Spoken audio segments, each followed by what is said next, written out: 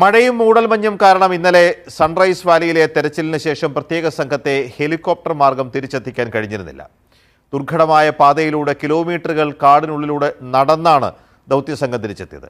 രാത്രി കൊടും കാടിനുള്ളിലൂടെ കടാവർ നായ്ക്കളുമായുള്ള യാത്ര അതിസാഹസികമായിരുന്നുവെന്ന് ദൗത്യസംഘാംഗങ്ങൾ പറയുന്നു. രാത്രി ഏറെ വൈകി തിരിച്ചെത്തിയ ദൗത്യസംഘത്തോടൊപ്പം സുധിഷ ധർമ്മൻ ചേരുന്നു.